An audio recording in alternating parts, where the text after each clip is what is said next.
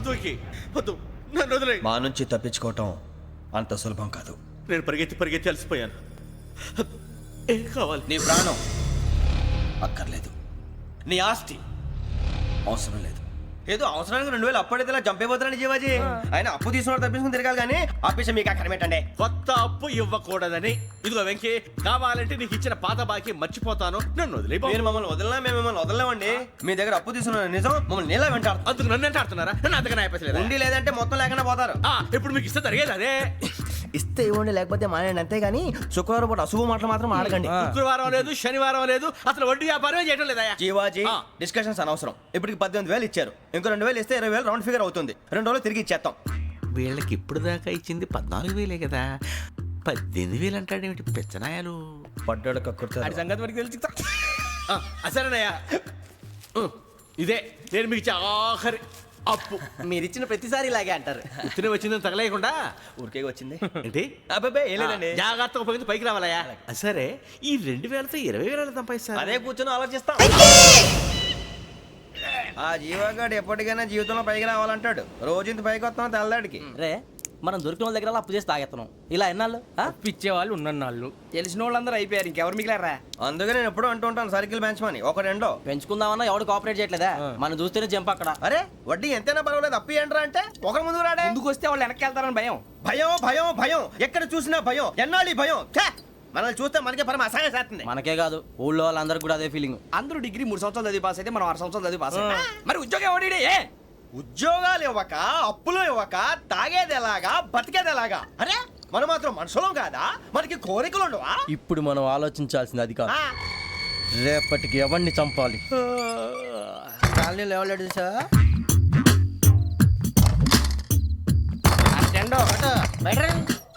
నువ్వా వెంకీ? ఏంటి వెంకీ ఈ టైంలో వచ్చా? నీతో మాడే పని ఉంది, దా చెప్తా. ఏ బాగా నిద్రొస్తుందా? సరిగానే రే, నువ్వు మమ్మల్ని చూసే తలిపేసావా?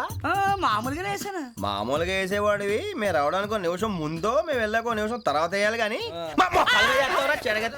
బిలాల్ రాజా, నాకు నిద్ర వచ్చి పడుకుందామని తలుపేసుకున్నాను.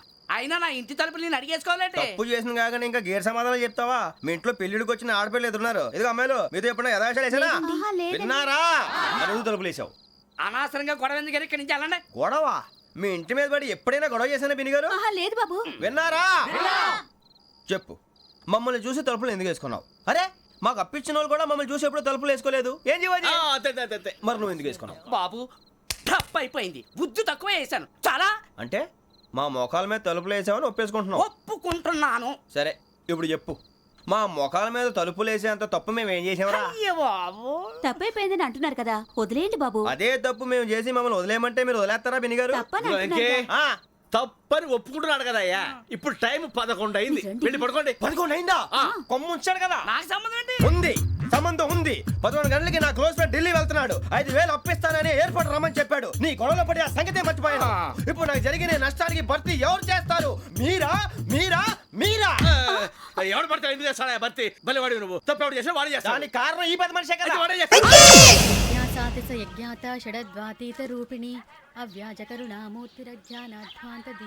బీరు రమ్ము కలుపుకూడదు, తలకే పట్టేసింది. ఏంటే చదువుకుంటున్నావా? చదువుకో. దేనైనా వెనక్కి తీసుకురావాలం కానీ పోయిన కాలం వెనక్కి తీసుకురావడం ఎవడి వల్ల కాదు. టైం విలువ గురించి నువ్వు మాట్లాడడం. నువ్వు ఎలా పోతే నాకెందుకులే. ఏమ్మా నీ పూజ అయిందా? తలకే పట్టేసింది, కాస్త మజ్జిగుంటే ఇవే. మా నాయనే అందరూ పొద్దున్నే లేచి టీలు కాఫీలు అడుగుతుంటే నువ్వు మాత్రం మజ్జిగ అడుగుతున్నావురా. కాఫీలు టీలు తాగే స్టేజ్ వాడు ఎప్పుడో దాటిపోయాడు. రాత్రి తాగింది దిగాలంటే మజ్జిగే తాగాలి. నువ్వు తల దించుకోవడం ఎందుకురా? నీలాంటి యదవనగానందుకు నేనే దించుకోవాలి తల. రాత్రి సుబ్బారావు గారి ఇంటి మీద గొడవకి వెళ్ళేవంటగా. అలా చెప్పాడు మీకు? ఏ మళ్ళీ గొడవ కెడతావా? నీ దెబ్బకు భయపడి రాత్రి తలుపులు తీసి పడుకున్నారంట. తెల్లారగా టైంట్లో దొంగలు పడ్డారు. ఆడింట్లో ఉందిలేండి, పట్టుకుపోవడానికి అక్కడ కూతురు తప్ప. ఎన్నాళ్ళు ఇలా బేవర్స్గా తిరుగుతావురా? ఇన్నాళ్ళని ఏం ఫిక్స్ అవ్వలేదండి. చిచి నాన్నా, అమ్మా, కంబైన్ స్టైల్స్ కి ఫ్రెండ్స్ ఇంటికి పిలుద్దాం అంటే వీడికి భయపడి ఎవరు రావడం లేదు. నేనే చేశానే. వాళ్ళ వంక అదోలా చూస్తున్నావంట. గొప్ప ఫిగర్ అని అదోలా చూస్తాను, ఏదో మోహాలు వేసుకొని. చదిగా ఆ గొంతు ఆ వాలకం చూడలేకపోతున్నాను రా బాబు. చిన్నప్పుడు వచ్చి నా అలాగే ఉన్నావు, తెగ ముడిచిపోయారు. ఇప్పుడు నచ్చట్లేదు నాన్నగారు మీకు? నేను యదవలతో డిస్కస్ చేయను. నేను చేస్తాను. మీరు చెప్పదలుచుకుంది ఏమిటో చెప్పండి. ఇంకా చెప్పేదే ఉంది.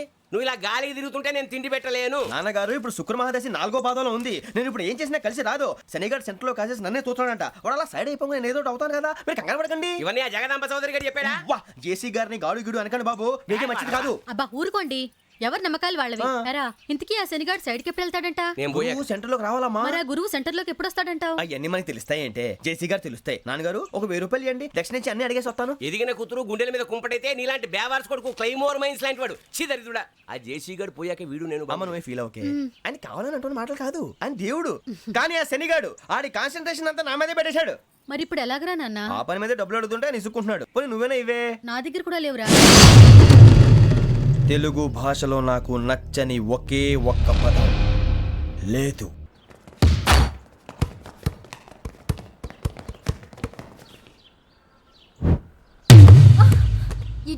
అరే సోరే బాల్ తీసుకురారా.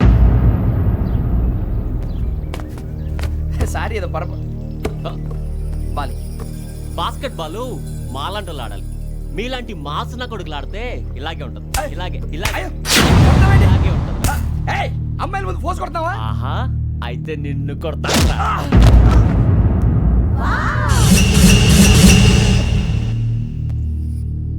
వాడు అమ్మాయిలు ఉన్నారని చూడరా ఎరా రెచ్చిపోతున్నాడు. బాస్కెట్ బాల్ మీ వాడి ఆట కానీ మీలాంటి మాసోళ్ళు ఆడే ఆట కాదు అంటున్నాడు రా. రే ఇంత ముందు 2-3 సార్లు కూడా ప్రతి విషయంలో జోక్యం చేసుకుని మన వాళ్ళు కొడుతున్నాడు రా.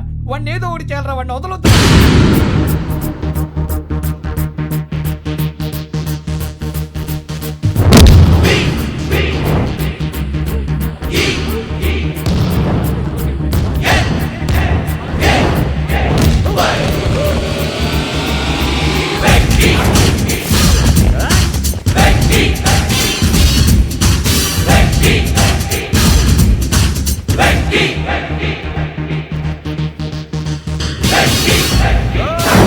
ఆడపిల్లలంటే ఎవరికైనా దెబ్బ తగిలితే అయ్యో అంటారు, మీకేమో ఎవరైనా కొడితే కామెడీ. కొట్టినోళ్ళు మీ దృష్టిలో హీరోలు. ఇప్పుడు నేను పచ్చడి కొడేస్తాను, నేను హీరోని అయిపోతానా? ఏంట్రా రెచ్చిపోతున్నావు? మాకు ఛాన్స్ ఇవ్వా? అసలు వచ్చిందే నీకోసం. మా ఓటు బ్యాక్గ్రౌండ్ తెలియక ఆడమే చేసావు. ఇప్పుడు నీకు అప్పుడు అయిపోతున్నా రే. వాడి బ్యాక్గ్రౌండ్ సరే, అసలు నీ బ్యాక్గ్రౌండ్ ఏంట్రా? నాకు సెపరేట్ బ్యాక్గ్రౌండ్ అంటూ ఏం లేదురా. నేను ఎక్కడ నిలబడితే అదే నా గ్రౌండ్. అంత పొడింగువా? తెల్దా?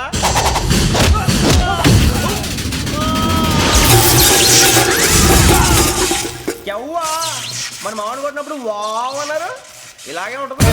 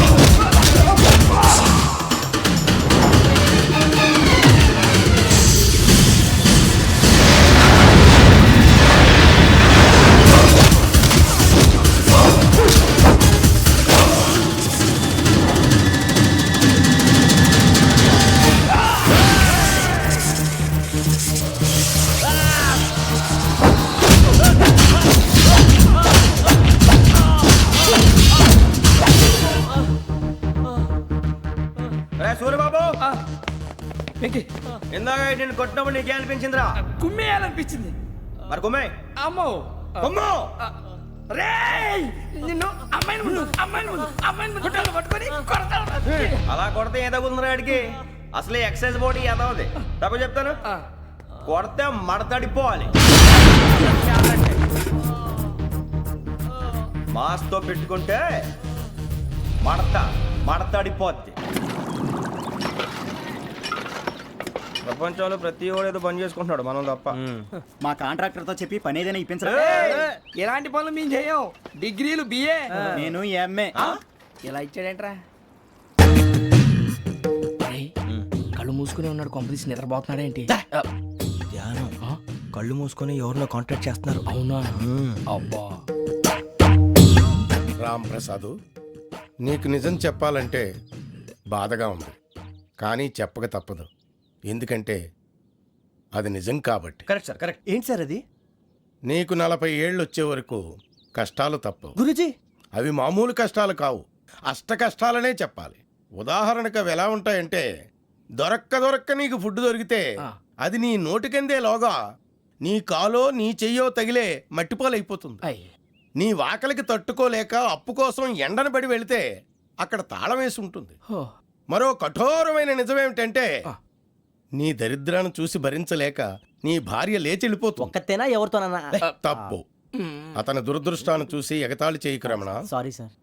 ఇదయ్యా రాంప్రసాద్, నువ్వు ఈ 40 ఏళ్ళు ఈ నరకాన్ని అనుభవించక తప్పదు. 40 ఏళ్ళ తర్వాత అలవాటైపోతుంది. ఇక నువ్వు వెళ్ళొచ్చు. ఏమో వెంకటేశ్వరరావు, కులాసైనా రమ్మన్నారట. నీకు శుభవార్త చెబుదామని పిలిపించాను. ఏంటి గురూజీ? నీకు శుక్రమహాదశ ప్రారంభం అవబోతుంది. అంటే శనిగా సెట్ అయిపోయినట్టేనా? ఆల్మోస్ట్ అయిపోయినట్టే. మీరంతా టోపీలు పెట్టుకునే ఉద్యోగాలు కూడా చేసుకుంటారు. ఇప్పటిదాకా మేమందరికీ టోపీలు పెట్టాం కానీ మాకు మేమే టోపీలు పెట్టుకుంటాం ఎప్పుడు అనుకోలేదు గురూజీ. అదే విధి. మరి ఇప్పుడు బిల్ల బంటోతు నుంచి బీట్ కానిస్టేబుల్ వరకు అందరికి నెత్తిమి టోపీలు ఉంటాయి. అందులో ఏ ఉద్యోగమో? ఎస్ఐ గారు కూడా టోపీ పెట్టుకుంటారు తెలదా? ఏది మన చదివే చదువులకు ఎస్ఐ ఉద్యోగాలు ఇస్తారేంటి? గ్రహాలు శాసిస్తున్నప్పుడు చదువులతో పని లేదు. ఏబిసిడీలు చదివినా చాలు మీ జీవితాలు విచిత్రమైన మలుపులు తిరుగుతాయి. మీకు విపరీతమైన ఫాలోయింగ్ వచ్చేస్తుంది. మీరు చాలా ఫేమస్ అయిపోతారు. వింటానికి చాలా బాగుంది. ఇప్పుడు మమ్మల్ని ఏం చేయమంటారు గురూజీ? ఏమీ చెయ్యదు, వెయిట్ చేయండి. కాలం కలిసి వస్తే అదృష్టమే మిమ్మల్ని గేలం వేసి పట్టుకుంటుంది. అంతవరకు వెయిట్ చేయండి. వెయిట్ చేసి కొంచెం వెయిట్ కూడా పెరిగింది. అయినా పర్వాలేదు, వెయిట్ చేస్తాం. అందాక ఏ అప్పు సపోర్ట్ చేసుకుని తాగుతాం, బ్రతుకుతాం అన్నట్టు. అప్పు అంటే గుర్తొచ్చింది, అప్పు మీద మీ అభిప్రాయం ఏంటి గురూజీ? ఏంటరా ఇంత నుంచి మీకు ఎదుగుతున్నాను రా. ఇక్కడేం చేస్తున్నారు? మన టైం బాగుందిరా. ఎవడన్నా అప్పిస్తున్నాడా ఏంటి? కాదురా, ఉద్యోగాలు ఇస్తారమ్మన్నాడు. గురూజీ చూసారా, చౌదరిగా చెప్పింది నిజమే. మరి శుక్రమాదేశ్ మొదలైంది. ఇంతకీ ఎవరా మహానుభావుడు? నమస్కారం. నమస్తే. అయినా నేను చెప్పింది. ఆహా, సాక్షాత్ ఎంప్లాయ్మెంట్ ఎక్స్చేంజ్ నడుచుకుంటూ వస్తున్నట్టు ఉంది. పదండి పట్టేద్దాం. నమస్కారం సార్. నమస్తే. వీలే సార్ మా ఫ్రెండ్స్. నమస్తే. నేను చెప్పానుగా, భగవాన్ గారు. ఆహా, పేర్లోనే దేవుడు ఉన్నాడు. లోపల కూడా పాజిటివ్ థింకింగ్ ఎక్కువ. ఇంతకీ మీరు ఇండియానా చైనీసా? India sir. మా ఫేస్ చూస్తారు అనిపించలేదు మీకు? భలే కామెడీ ఫీల్ ఉన్నాడు. అవును సార్. నేను అడిగేది ఇండియన్ రెస్టారెంటా చైనీస్ రెస్టారెంటా అని. నేనేది ఓపెన్ గా డిస్కస్ చేయను కదా. పేరు చూసుకుల్లో డిస్కషన్ పెడతాడు అనుకుంటే వీటేంట్రా హోటల్ అంటున్నాడు. బాబు ఎట్ ఫీల్ అవుతున్నాడు. అంతా మీ ఇష్టం ఉంటున్నాడు సార్. ఫస్ట్ చైనీస్ రెస్టారెంట్ కి వెళ్దాం. నెక్స్ట్ అక్కడ డిసైడ్ చేద్దాం. చాలా ఇబ్బంది పడుతున్నట్టున్నారు. నువ్వు చేత్తో తినే బాబు. నేను జనరల్ గా చైనీసే ప్రిఫర్ చేస్తాను. ఫ్యాట్ కంటెంట్ తక్కువ ఉంటది కదా. రేపు నుంచి మేము కూడా ఇదే ఫాలో అవుతాం. ఇంతకీ మీకు స్టీల్ ప్లాంటా, షిప్ యార్డా, ఏషియాడా, జింక, బంక, హెచ్పిసిఎల్. ఇవన్నీ దేనికి సార్? దేనికేంటి? ఉద్యోగం చేయడానికి. మీకు ఎందులో కావాలో చెప్పండి. నేను అమలపోతున్నారా? ఏంటయ్యా డిస్కషన్స్? మాకు నీ ఛాయిస్లు ఉంటాయి అనుకోలేదు. మీరు సడన్ గా జింకు బంకు అంటే సింక్ అవడానికి కొంచెం టైం పట్టింది. అదే అదే జేసీ గారు టోపీలు పెట్టుకుని ఉద్యోగం అన్నారుగా. వీటిలో టోపులు పెట్టుకునే జాబ్లు ఎక్కడ ఉన్నాయండి? అన్నిటిలోనే ఉంటాయి, వాటిలో కూడా ఉంటాయి. వాచ్మెన్ ఉద్యోగం కావాలా? ఇంతకీ మీరు అనే జాబ్ ఏంటి సార్? నేను చెప్పేది టోపులు పెట్టుకునే ఉద్యోగం కాదు, టైల్ కట్టుకునే ఉద్యోగం. అది టైల్ కట్టుకోవటం మాకు రాదు. వాళ్ళు కడతారులే. ఇంతకీ మీకు జిఎం కావాలనా, ఏ జిఎం కావాలనా? అట్లా పిలుస్తున్నాడు చూడు బాబు. జిఎం అడిగితే ఎలా ఉంటుందంట? ఏజీఎం అంటే వెంటనే కొంచెం పెద్దదిగా ఉంది. ఏజీఎం ఇప్పించండి సార్. అనుకున్నాను నువ్వు ఇది అడుగుతావని. జిఎం అంటే జనరల్ మేనేజర్, ఏజిఎం అంటే అసిస్టెంట్ జనరల్ మేనేజర్. తూచండి, మాకు జిఎంఏ కావాలి సార్. అది సరే కానీ భగవాన్ జీ, ఈ ఉద్యోగాలకి టోపులు పెట్టుకుని వెళ్ళొచ్చా? నీ ఇష్టం వచ్చినట్టు వెళ్ళొచ్చమ్మా. అయితే నాకు జింక్ లో నాకు స్టీల్ ప్లేట్ నాకు బంకులో గానీ. కన్ఫ్యూజ్ చేయగానే ఆయన్ని అందరికీ ఒక చోట ఇప్పించండి సార్. కలిసి పని చేసుకుంటాం. జీతం ఎంతండి? 30,000 అంటే 40,000. వడ్డీ ఎంత? అప్పు కాదయ్యా, నీకు ఇచ్చే జీతం. అంటే తిరిగి ఒక్కలేదా? ఫ్రస్ట్రేషన్ లో ఉన్నట్టున్నాడు. అవునండి. నువ్వు ఇచ్చిన వాళ్ళు తీసుకోరు. మాకు అవసరం కూడా అదే. అంతేకాదు ప్రతి నెల గ్రాట్యుటీ, పిఎఫ్, సిఎఫ్. బియ్యం కూడా సార్? ఏ నువ్వు యాక్ట్ చేస్తావా? భగవాన్ జీ, మీరు ఇదంతా ఎందుకు చేస్తున్నారు? ఊరికే మాత్రం కాదు, నేను మంచోడని చెప్పి నా కారు పెట్రోల్ లేకుండా వెళ్తుందా? వెళ్దాం. నేను ఇచ్చుకోవాల్సినవి ఉంటాయి కదా. ఇలా చూడు, అందుకని ఉద్యోగానికి వాళ్ళ ఆకారం తీసుకుంటా. మా గెటబుల్ చూసి మీరు అపార్థం చేసుకుంటున్నారు. మాకంత పొజిషన్ లేదండి బాబు. పోనీ నలుగురు కలిసి ఉద్యోగం చేసుకోవచ్చా? మీ దరిద్రం నాకు అర్థమైంది. థ్యాంక్స్. మీ నలుగురు కలిసి ఓ ₹1,00,000 ఇవ్వండి చాలు. నేను నమ్మనరా, డబ్బుల విషయంలో అసలు నమ్మను. నాన్నగారు మీరు అలా అంటాం భావ్యం కాదు. ఏదో జేసీ గారి సిఫార్సు వల్ల శని గారు సైడ్ అయ్యి శుక్రవారం మొదలైంది. ఉద్యోగం దానంతటి అదే వెతుకుంటూ వచ్చింది. అందుకని ఇంకేం కావాలో చెప్పండి. స్టీల్ ప్లాంట్ లో జీఎం అని పెద్ద పోస్ట్ అమ్మా. జీతం 30,000, నెల నెల ప్రమోషన్లు, సిఎఫ్లు, డిఎఫ్లు, పిఎఫ్లు, బిఎఫ్లు. ఇవన్నీ నువ్వు చదివిన చదువుకే. అబ్బాబే దీనికి చదువుకి సంబంధం లేదండి. చెప్పాను కదా శుక్ర మహాదశ. అది దాని పవర్ అనుకోండి, ఎఫెక్ట్ ఈ అనుకోండి. రోజుల్లో కూడా గ్రహాలు ఏటా nonsense. అబ్బా ఏంటండి వాడన్న ప్రతిదాన్ని ఇలా కొట్టి పడేస్తారు. చిన్నప్పటి నుంచి లక్షల పోస్ట్ చదివించారు. అమ్మా నువ్వు లేని పోనీ పెట్టుకో. లక్షలు ఎక్కడైనా ఊరుకోరా, మాట వరుస కనాలే. ఒక 25,000 ఇస్తే వాడి జీవితం సెటిల్ అయిపోతుంది అంటున్నాడుగా. అంతగా ఆలోచిస్తారేంటండి? అమ్మా నాకు ఉద్యోగం రాగానే మీ అందరూ స్టీల్ ప్లాంట్ షిఫ్ట్ చేస్తానే. ఓకే నువ్వు చెప్పేదంతా కరెక్టేనా? నాన్నగారు మీకు అంత అనుమానం అయితే ఇవ్వకండి. సర్లే, ఇప్పటికిప్పుడు అంత డబ్బు అంటే కష్టం కానీ నా కెనటిక్ హోండా అమ్మాలి. నాకు తెలుసు మీరు ఆ నిర్ణయం తీసుకుంటారని, అందుకే పార్టీని పట్టుకొచ్చాను. బయట వెయిటింగ్.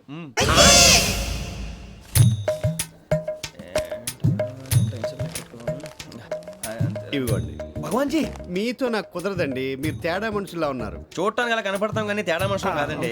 ఇది ఎంతో లెక్క పెట్టండి. 5,000 తగ్గిందండి. ఆ విషయం నాకు ముందు చెప్పాలి కదా. ఇది తేడాతనం కదా. సర్దుబాటు కాక జరిగిన పొరపాటు. మా దరిద్రం మీకు తెలియదు కాదు. మీ ప్రాబ్లమ్స్ నాకు అనవసరం అండి. ఇప్పటికే మీ మూలంగా 3 లక్షలు బొక్క తెలుసా? మీరు ఫేస్ అంత చిరాగ్గా పెట్టకండి. రే ఆ గొలుసేవరా, తొందరగా ఎవరా, ఆయన కోపం వస్తుంది. ఇదిగో తీసుకోండి. తీసుకోండి ప్లీజ్. భగవాన్ గారు తీసుకోండి సార్ ప్లీజ్. భగవాన్ గారు మీ కోపం తగ్గిందా? కోపం కాదు వెంకటేశ్వర గారు, ఎందుకో మోసాన్ని భరించలేను. అది నా బలహీనత. ఇవన్నీ వదిలేయండి, ఇంకోసారి పొరపాటు జరగదు. మేము ఎప్పుడు జాయిన్ అవ్వాలో చెప్పండి, కొత్త బట్టలు కొనుక్కోవాలి. మీరు ఆ పనిలో ఉండండి. పొద్దున్నే గుడికి వెళ్ళి 9:30 కల్లా, మొన్న వచ్చారే ఆ ఆఫీస్కి వచ్చేయండి. మీ అపాయింట్మెంట్ ఆర్డర్స్ రెడీగా ఉంటాయి. 8:30కి వచ్చేస్తాం. మీరు వచ్చిన వాళ్ళ తలుపులు తీరు. మీ కంగారు నేను అర్థం చేసుకోగలను. ఇంతకాలం పని లేక స్తంభించిపోయిన మీ జీవితాలు ఇక నుంచి వేగం పుంజుకుంటాయి. ఆయన ఉన్నారా? ఎవరు? భగవాన్ గారు. మీరెవరు? ఆయన క్లోజ్ ఫ్రెండ్స్. సరే లోపల రండి. పదా సార్ వీళ్ళు భగవాన్ క్లోజ్ ఫ్రెండ్స్ అంటారు. సరే నువ్వు వెళ్ళి నేను మాట్లాడతా. సార్ మీరంతా భగవాన్ స్నేహితులా? అవును, అలాంటి స్నేహితులు ఉన్నందుకు గర్వపడుతున్నాం. సరే ఏంటి సంగతి? ఏముంది, మా అపాయింట్మెంట్ ఆర్డర్ చేస్తే పట్టుకులు చేరిపోతాం. ఈ రోజు గురు పౌర్ణమి, మంచి రోజు. అపాయింట్మెంట్ ఆర్డర్ ఏంటి? మీకు అందాల్సిన నీకు అందనట్లేదు. ఏంటది? ఏంటంటావేంటి?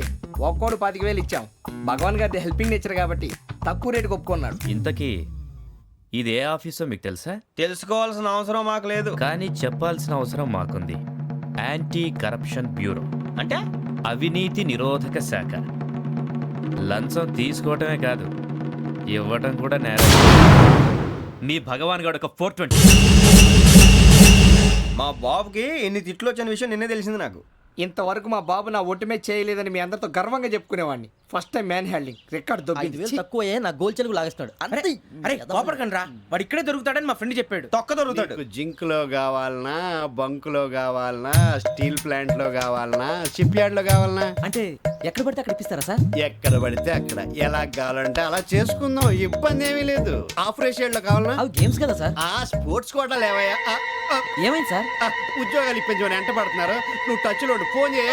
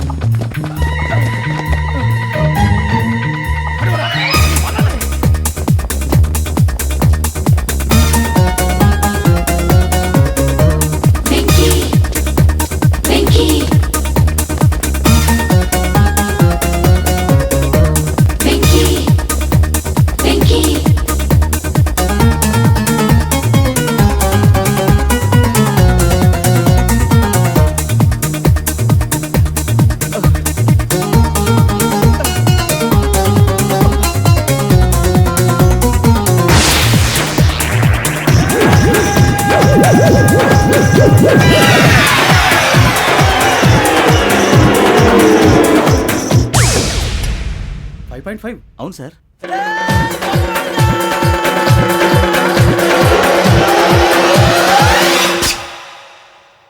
గ్రేట్.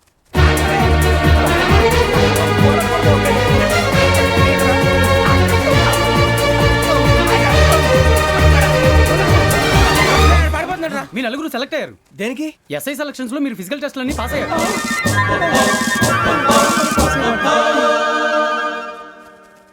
కానీ మేము అప్లై చేయలేదు సార్. అప్లై చేయలేదా? చేయి వదలకండి సార్, కాలు పట్టుకోవాల్సి వస్తుంది. రాగరాకు వచ్చిన అవకాశం. సరే, మీరంతా డిగ్రీలు పాస్ అయ్యారా? ఎప్పుడో. ఓకే, ఇప్పుడు అప్లై చేయండి. Thank you sir. నేను మేనేజ్ చేస్తాను. Thank you sir. మీరు రిటర్న్ టెస్ట్ ప్రిపేర్ అలాగే అవ్వండి. సార్. All the best.